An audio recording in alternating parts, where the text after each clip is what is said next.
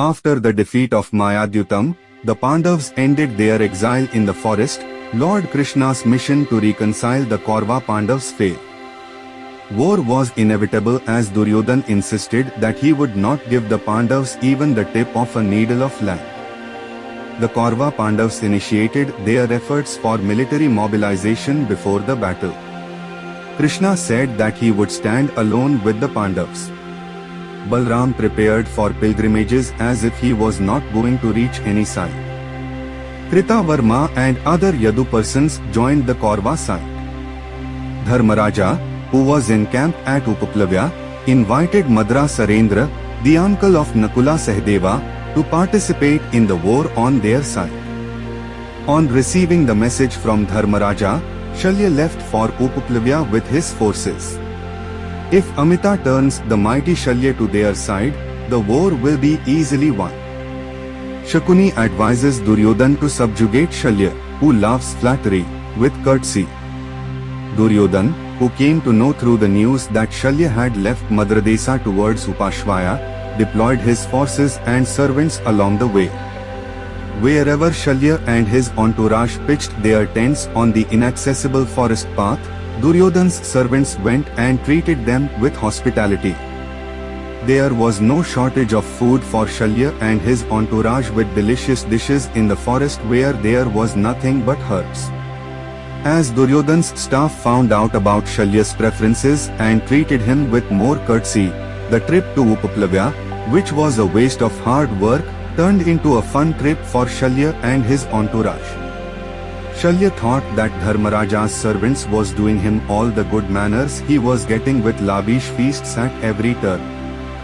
He found out who Dharmaraja's ministers was, who was making arrangements for the hospitality of the guests to bring happiness to the mind. He ordered his brothers to find out who they are and bring them to him. According to Shalya's order, his brothers went in search. He slowly inquired who made all these arrangements. As soon as he got the information, he came and fell in front of Shalya, king of Madra. Knowing their arrival, the Suyodhana sovereigns made this inaccessible forest path suitable for their journey. They have arranged these facilities at every step so that they do not get lost. According to the orders of the Suyodhana sovereigns, under the supervision of the ministers, they ensured that their decency was not lacking, said servants. Shalya was surprised by the information given by servant. He became happy. Shalya's admiration for Duryodhan, who showed such kindness and forgiveness towards him, swelled. Knowing that Shali was inquiring about the person who had treated him, Duryodhan himself left. With a small entourage, Shalya reached the shrine where he was camping. He introduced himself and bowed humbly. Shalya rose from his seat and embraced Duryodhan. He made Duryodhan sit on another seat in front of him. Kurukulagrani, you treated us with hospitality every step of the way without leaving us unsolicited. All this is proof of your magnanimity. No matter how much I praise you, you cannot compare to the help you have done for us. Wish there was a wish I could grant. Shalya said, I will repay your debt. Madra Mahipti, you are the ruler of truth. A wise man who knows free will. Very strong. You are mighty. Omnipotent. May I always have a habit, and when the time comes and when I needs, you shall be a commander and lead my forces forward.